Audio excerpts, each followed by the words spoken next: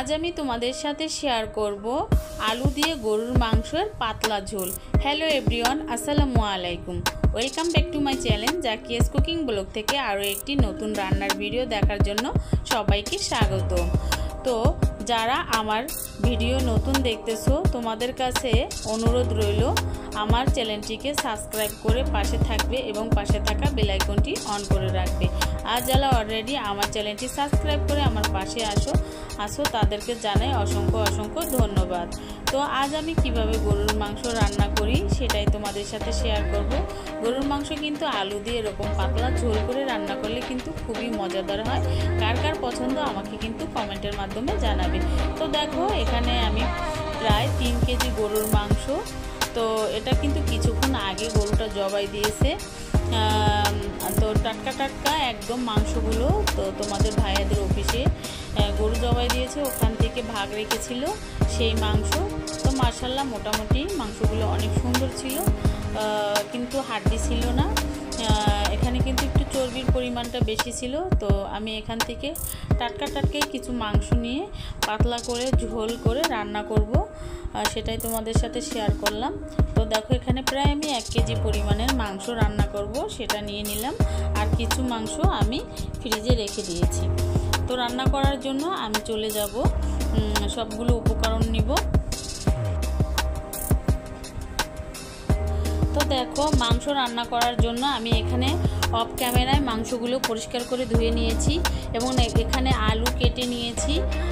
এখানে প্রায় অনেকগুলো পেঁয়াজ কেটে নিয়েছি এবং যে ঘরোয়া মশলাগুলো আমি সবসময় ব্যবহার করি রান্না করার জন্য ওগুলোই নিয়েছি। আমি এখানে কোনো বাহিরের মশলা ব্যবহার করি নাই।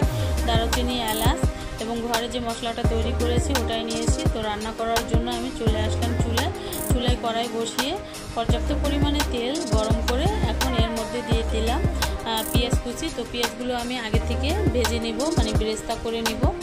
তো মাংস রান্নার মধ্যে এরকম যদি পেঁয়াজগুলো বেরেস্তা করে দেওয়া যায় তাহলে খুবই সুন্দর একটা ফ্লেভার আসে এবং খেতে খুবই মজাদার হয়। তো আমি সবসময় চেষ্টা করি গরুর মাংস রান্না করলে এরকম বেরেস্তা তৈরি করে গরুর মাংস তরকারির মধ্যে দিয়ে দিই রান্নার শেষ পর্যায়ে, খুব ভালো লাগে। তো তোমরা কারা এরকম রান্না করো আমাকে কমেন্টের মাধ্যমে জানাবে। না তো আমি তো সবসময় এরকম করে রান্না করি আমার মতো করে। জানি না তোমরা কে কীরকম করে রান্না করো। তো তোমরা অনেকেই আছে অনেক সুন্দর করে রান্না করো, তো তোমাদের চোখে আমার রান্নাটা ভালো লাগবে কিনা জানি না। তো দেখো বেরেস্তাগুলো হয়ে গিয়েছে, এখন আমি বেরেস্তাগুলো তুলে নিব। তো আমি অফ ক্যামেরায় যে মশলাগুলো দেখিয়েছিলাম ওগুলো আমি সব মশলাগুলো নিয়েছি। তো আমি যখন রান্না করেছিলাম ক্যামেরাটা অন করতে খেয়াল ছিল না, তাই মশলাগুলো দেওয়া দেখাতে পারি না, এর জন্য সবার কাছে দুঃখিত। তো দেখো মশলাগুলো কষানো হয়ে গিয়েছে, এখানে কিন্তু স্বাদ মতো আমি লবণও অ্যাড করেছি। তো দেখো মশলা কষানো হওয়ার পরে যে মাংসগুলো আমি ধুয়ে রেখেছিলাম গরুর মাংস, এগুলো মশলার মধ্যে দিয়ে আমি সুন্দর করে নেড়ে চেড়ে মিক্স করে নিব।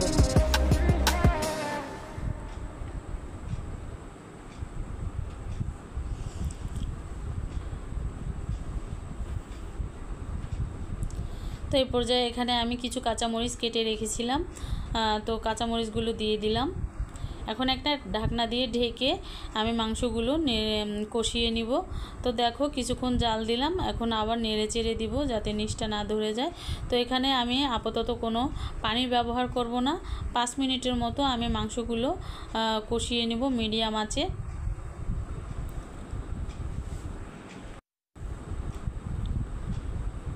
তো দেখো মাংসের গা থেকে কিন্তু অল্প পানি ছেড়ে দিচ্ছে, তো এটা দিয়ে আমি কিছুক্ষণ কষিয়ে নিব।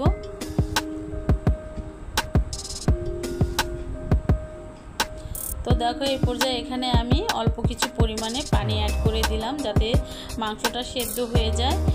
এর জন্য আমি কিছু পানি ব্যবহার করলাম যাতে নিচটা না ধরে যায়। মাংসর নিচটা কিন্তু ধরে গেলে মাংসটা খেতে ভালো লাগবে না, পোড়া একটা গন্ধ আসবে। তো এখন ঢাকনা দিয়ে ঢেকে প্রায় আমি এখানে আধা ঘন্টার মতো জাল করে নিব যাতে মাংসগুলো সেদ্ধ হয়ে যায়।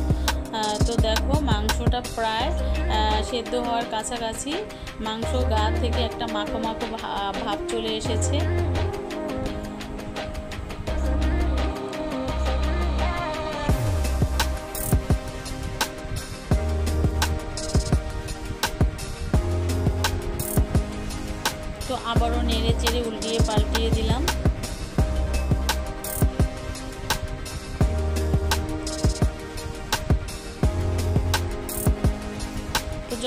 মাংসটা সেদ্ধ হয়ে যাবে। এই পর্যায়ে আমি আলুগুলো দিয়ে দিলাম। তো মাংসগুলো সেদ্ধ হয়ে গেছে। এখন আমি যে আলুগুলো কেটে রেখেছিলাম সেই আলুগুলো মাংসের মধ্যে দিয়ে দিলাম। তো মাংসের মধ্যে আলুগুলো ভালোভাবে আমি মিক্স করে নিব। মাশাআল্লাহ খুব সুন্দর একটা কালার এসেছে।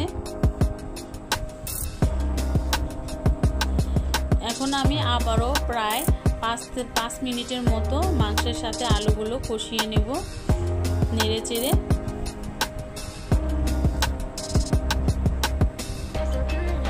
তো মিডিয়াম আঁচে আমি এখন মাংসগুলো রান্না করে নিব আলুর সাথে। তো এখন একটা ঢাকনা দিয়ে ঢেকে দেব যাতে আলুগুলো সেদ্ধ হয়ে যায়।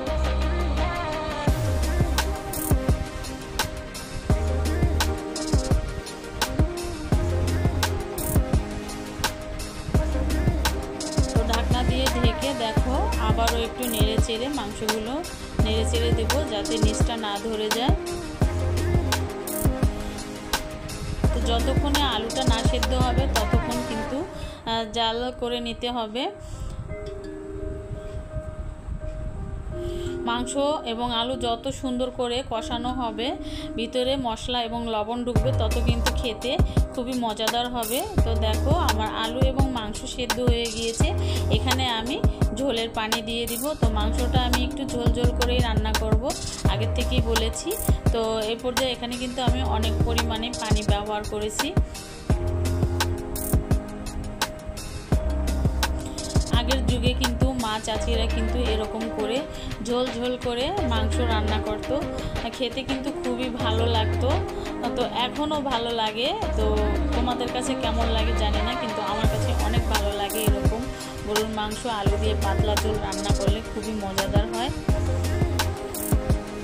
তো দেখো মাংস যে উপরে যে একটা গড়গড়ি ভাব চলে এসেছে, এটাকে কি বলে, মানে ফুটান্ত ভাব চলে এসেছে। তো এই পর্যায়ে কিন্তু আমার মাংসটা প্রায় রান্না শেষ পর্যায়ে। তো এখানে আমি যে ব্রেস্তাগুলো দিয়ে দিয়েছিলাম সেগুলো দেব আরও কিছুক্ষণ জাল হওয়ার পরে।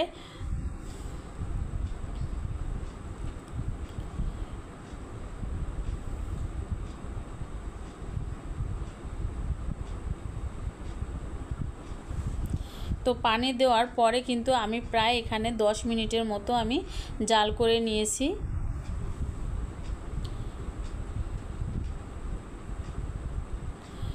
গরুর মাংস রান্না করতে কিন্তু একটু সময়ই লাগে। যতটা সময় নিয়ে রান্না করবে ততটা কিন্তু মজাদার হবে খেতে।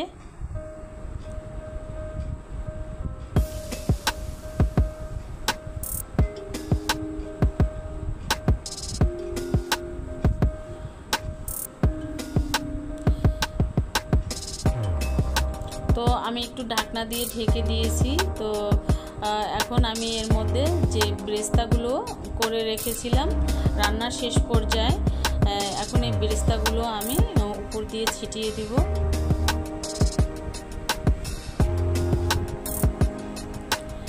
আর এখানে আমি দারচিনি এলাচ চুলার পাশে রেখে দিয়েছিলাম, একদম মচমচে হয়ে গিয়েছিল।